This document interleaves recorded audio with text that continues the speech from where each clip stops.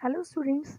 आज हम class 11 micro economics पढ़ रहे हैं और हमारा चैप्टर चल रहा है थ्योरी ऑफ डिमांड और ये हमारी क्लास की 8 नंबर की वीडियो है।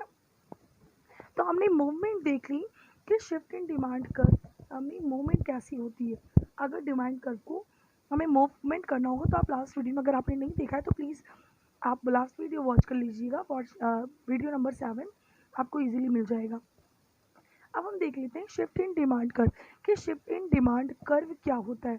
तो सबसे पहला कि हमारा जो शिफ्टिंग होती है आइदर इट फॉरवर्ड और द बैकवर्ड शिफ्ट, या तो डिमांड हमारी फॉरवर्ड शिफ्टिंग में होगी या तो बैकवर्ड शिफ्टिंग में होगी।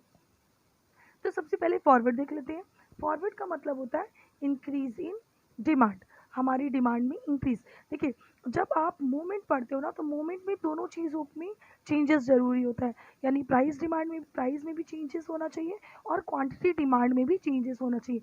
बट जब हम फॉरवर्ड और बैकवर्ड शिफ्टिंग की बात करते हैं तब हमारी एक चीज़ कांस्टेंट होती है और वो हमारा होता है कि प्राइस हमारी कांस्टेंट है और चेंजेस किस में आएगा, क्वांटिटी डिमांड में चेंज होगा। तो सबसे पहले forward, increase in demand. Forward का मतलब इंक्रीज करना। Suppose price is 10 rupees then quantity 20 rupees. और फिर अगेन हमारे अभी मैंने बोला कि प्राइस इज कांस्टेंट, प्राइस 10 ही है और मेरी क्वांटिटी 30 बन गई, जैसे ये कि मैंने ग्राफ में शो किया है। हमेशा एक्स एक्सिस पे वी आर शोइंग कि हमारी कितनी क्वांटिटी यूज़ की जा रही है और वाई एक्सिस पे हम प्राइस ऑफ द कमोडिटी को शो करते हैं। तो एज यूजुअल मैंने शेड्यूल में बनाया है कि हमारी यहाँ पर 10 प्राइस कांस्टेंट है और डिमांड पहले 20 थी, बाद में 30 हो गई। इट मीन्स डी हमारा 20 था और D1 30 हो गया। अब ऐसा होता क्यों, आपके दिमाग में ये क्वेश्चन आएगा कि लेकिन ऐसा हुआ क्यों, उसका क्या रीज़न है कि हमारी बिना प्राइस को चेंज किए हुए हमारी क्वांटिटी डिमांड में क्यों चेंजेस आ सकता है। इसका रीज़न बहुत सारी चीज़ें हैं, जैसे कि अगर कंज्यूमर की इनकम चेंज हो जाए, कंज्यूमर की इनकम बढ़ जाए तो अपने आप ही वो डिमांड ज़्यादा बढ़ा देगा और डिमांड ज़्यादा बढ़ी तो आपकी डिमांड शिफ्ट हो जाएगी फॉरवर्ड की तरफ। सेकेंड रीज़न हो सकता है कि अगर सब्सटीट्यूट गुड्स की प्राइस बढ़ जाए, जितना भी हमारा सब्सटीट्यूट गुड्स है, लाइक अभी मैंने कहा था कि tea and coffee are the substitutes, हमारे दोनों सब्सटीट्यूट गुड्स हैं। मैंने अपनी प्राइस 10 ही रुपीज़ रखी, कॉफ़ी की भी प्राइस 10 रुपीज़ थी, अभी में मेरी प्राइस 10 रुपीज़ है बट कॉफ़ी की प्राइस 15 हो गई। तो जैसे ही प्राइस 15 होगी कंज्यूमर क्या करेगा, शिफ्ट कर जाएगा टी की तरफ, डिमांड बढ़ गई। इसके बाद अगर हमारी कॉम्प्लीमेंट्री गुड्स की जो कॉम्प्लीमेंट्री गुड्स होते हैं उनकी प्राइस अगर घट जाती है, कॉम्प्लीमेंट्री का मतलब जो एक दूसरे के बिना कंप्लीट नहीं होते, सपोज यहाँ पे पेट्रोल और कार की मैं बात कर लूँ, कार एंड पेट्रोल, तो मेरी कार की प्राइस कांस्टेंट है, सपोज 10 लाख की कार है और 85 रुपीज़ लीटर का पेट्रोल है। कार अभी भी 10 लाख की है लेकिन पेट्रोल का रेट घटकर 50 हो जाए, तब क्या होगा, पेट्रोल क्योंकि घट गया, लोग ज़्यादा डिमांड करने लगेंगे कार की, तो हमारी डिमांड बिना प्राइस को चेंज किए हमारी डिमांड बढ़ रही है और ये हमारी कहलाती है फॉरवर्ड शिफ्टिंग ऑफ डिमांड। इसी का अपोजिट देख लेते हैं, सेकेंड हमारा है बैकवर्ड शिफ्टिंग, यानी कि डिक्रीज इन डिमांड। जैसे हमने भी पढ़ा कि हमारी शिफ्टिंग का मतलब कांस्टेंट, तो प्राइस इज कांस्टेंट, आप शेड्यूल में देख सकते हो कि प्राइस अभी भी कांस्टेंट है लेकिन क्वांटिटी डिमांड पहले ज़्यादा थी और बाद में कम आ गई। यहाँ पर आप देख लो, पहले हमारी क्वांटिटी डिमांड थी, ये हमारा हो गया D1 और फिर बाद में घटकर क्वांटिटी डिमांड 22 हो गई, फिर हमारी क्वांटिटी डिमांड घट के 20 हो गई। तो मेरी प्राइस अभी भी 10 रुपीज़ है, यहाँ पे है हमारी पहले प्राइस थी 30, हमारी डिमांड सॉरी थी 30 और अभी मेरी डिमांड कितनी हो गई 20। तो अब इसका रीज़न क्या हो सकता है, फर्स्ट रीज़न ये हो सकता है कंज्यूमर की इनकम कम हो गई हो तो उसने डिमांड कम कर दी हो। सेकेंड रीज़न हो सकता है कंज्यूमर जो सब्सटीट्यूट गुड्स है मार्केट में उसे यूज़ करने लगा हो क्योंकि उसकी प्राइस कम हो चुकी हो। या थर्ड रीज़न कि पेट्रोल की, अभी जैसे मैंने एग्जांपल दिया कार और पेट्रोल में, हो सकता है पेट्रोल की प्राइस अभी 85 थी अब 95 हो गई, यानी कि कॉम्प्लीमेंट्री गुड्स की प्राइस बढ़ गई हो। फोर्थ रीज़न कि कंज्यूमर का हो सकता है टेस्ट प्रेफरेंस चेंज हो गया हो कमोडिटी के अगेंस्ट, या फिर कंज्यूमर ये एक्सपेक्ट कर रहा हो, तब भी हमारी डिमांड डिक्रीज होती है कि इससे अच्छा प्रोडक्ट फ्यूचर में आएगा, तो वो हमारी डिमांड को कम करता जाएगा। तो स्टूडेंट्स, ये हमारी फॉरवर्ड एंड बैकवर्ड शिफ्टिंग है। फॉरवर्ड का मतलब जब हमारी प्राइस को कांस्टेंट रहने पर भी हमारी डिमांड इंक्रीज हो जाती है, और बैकवर्ड का मतलब कि प्राइस के कांस्टेंट रहने पर डिमांड का डिक्रीज हो जाना। आप अपनी प्राइस में कोई चेंजेस नहीं कर रहे हो, अपने प्रोडक्ट में कोई चेंजेस नहीं कर रहे हो, बट फिर भी डिमांड कम और ज़्यादा हो रही है, तो वो हमारी शिफ्टिंग कहलाती है। अब इसके बाद हम पढ़ लेते हैं cross price effect. Cross price effect का मतलब होता है कि जो रिलेटेड गुड होता है उसका क्या इम्पैक्ट पड़ता है किसी भी चीज़ पर। तो हमारे रिलेटेड गुड कौन से हैं? पहला सब्सटीट्यूट गुड्स और दूसरा कॉम्प्लीमेंट्री गुड्स। सब्सटीट्यूट गुड्स का मतलब पहला demand for a commodity in relation to the price to the substitute goods. अगर किसी भी सब्सटीट्यूट गुड्स की प्राइस में चेंजेस आता है तो उसकी डिमांड में क्या इम्पैक्ट पड़ता है। जैसे सबसे पहले हम देखेंगे increase in price of substitute goods. अगर सब्सटीट्यूट गुड्स की प्राइस इंक्रीज हो जाती है तब क्या इम्पैक्ट पड़ेगा, और दूसरा अगर सब्सटीट्यूट गुड्स की प्राइस डिक्रीज हो जाती है। तो मैं एक सब्सटीट्यूट गुड्स यहाँ पर एग्जांपल आपके सामने लिख दे रही हूँ, आप देखिए। मेरा सब्सटीट्यूट गुड्स अभी एज यूजुअल मैं ले रही थी टी एंड कॉफ़ी, ठीक है। वही मैं वापस से टी एंड कॉफ़ी का एग्जांपल दूंगी। सपोज मेरी प्राइस है टी की 10 और कॉफ़ी की भी प्राइस है 10। अब अगर मेरी कॉफ़ी की प्राइजेस इंक्रीज हो जाती है, पहला मैंने दिया ना star, increase in price of substitute goods. अगर मेरी टी की डिमांड मैंने प्राइस 10 ही रखी, लेकिन कॉफ़ी की किसी भी तरह से प्राइस बढ़कर 12 हो गई, तो ऐसे सिचुएशन में क्या होगा कि टी की डिमांड ऑटोमेटिकली बढ़ जाएगी। क्यों बढ़ जाएगी? क्योंकि लोग कॉफ़ी से शिफ्ट होकर कॉफ़ी से टी की तरफ शिफ्ट होना शुरू कर देंगे। तो पहला हमारा हो गया increase in price of substitute, और जब इंक्रीज होगी तो हमारा डिमांड कर्व भी आगे राइट की तरफ इंक्रीज होता जाएगा। सेकेंड हमारा होता है decrease in price of substitute goods. वापस से वही देख लेते हैं, टी एंड कॉफ़ी। तो हमारी टी की प्राइस सेम है, कॉफ़ी की प्राइस पहले 10 थी, अभी क्या हो गया, कॉफ़ी की प्राइस मेरी घटकर 8 हो गई। अब अगर कॉफ़ी की प्राइस बढ़ने से टी की डिमांड बढ़ रही है, तो कॉफ़ी की प्राइस घटने से टी की डिमांड भी कम हो जाएगी। तो यहाँ पर हमारा क्या होगा, डिमांड लेस हो गई। और स्टूडेंट्स, मैं आपको एक चीज़ बहुत उसमें बता दूँ, इकोनॉमिक्स में कभी भी कोई ग्राफ अगर राइट साइड पर बढ़ रहा है तो इसका मतलब होता है इंक्रीज करना, और अगर लेफ्ट साइड पर बढ़ रहा है तो इसका मतलब होता है डिक्रीज करना। तो अगर आपको आपका डिमांड का इंक्रीज हो रहा है तो आप हमेशा राइट वर्ड जाओगे, अगर डिक्रीज करना है तो आप हमेशा लेफ्ट वर्ड जाओगे। यानी कि डिमांड, सपोज मेरी इस वाले में मेरी डिमांड ये D2 पर थी, लेकिन मेरी अब डिमांड क्या होगी, कॉफ़ी की प्राइस को कम होने की वजह से मेरी डिमांड चेंज होकर और भी लेस होकर D0 पर आ जाएगी। तो ये हमारा हो गया सब्सटीट्यूट गुड्स। अब हम देख लेते हैं कि हमारा नेक्स्ट टाइप ऑफ गुड्स क्या है। तो demand for the commodity in relation to the price of the complementary goods. Complementary goods हमारा पहले मैंने बताया था कि जो एक दूसरे के बिना अधूरे हैं। जैसे ये पेन है और इसके रिफिल, अगर मार्केट में रिफिल नहीं होगी तो ये पेन किसी काम की नहीं है, और पेन नहीं होगी तो ये रिफिल किसी काम की नहीं है। तो ये एक दूसरे के कॉम्प्लीमेंट्रीज हैं।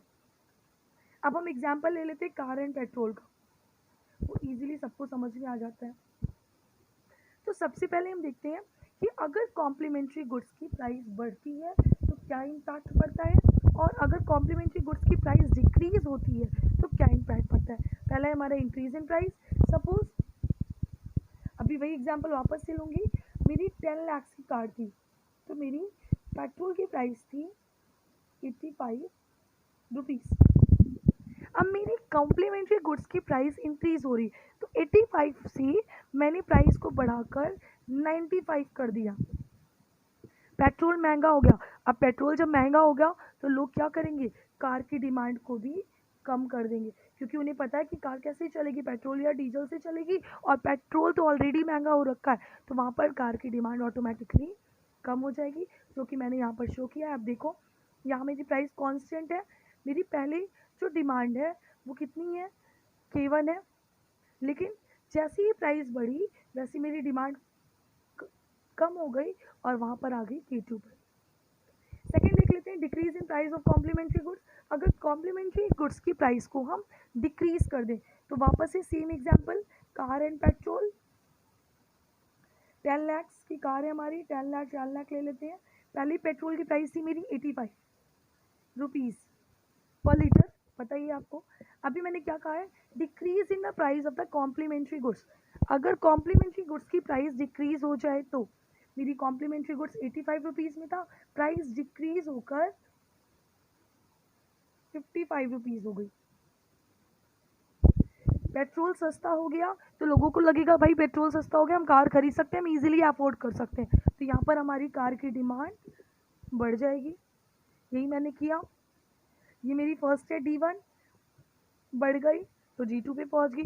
अभी मैंने आपको बताया था कि हमेशा आप याद रख लो, कभी भी, चाहे वो 12th स्टैंडर्ड में आप पढ़ रहे हो, 11th में पढ़ रहे हो, या ग्रेजुएशन PG किसी भी लेवल में, किसी भी कम्पिटिटिव एग्जाम में, इकोनॉमिक्स का टर्म होता है कि अगर आपका कोई भी ग्राफ इंक्रीज कर रहा है तो always shifting in the right word, और अगर डिक्रीज कर रहा है तो वो हमेशा लेफ्ट वर्ड में शिफ्ट करेगा, जैसा कि आप देख रहे हो। ठीक है, तो ये हमारी हो गई कि कैसी हमारी शिफ्टिंग होती है। अब हम बात करते हैं relationship between the income and demand.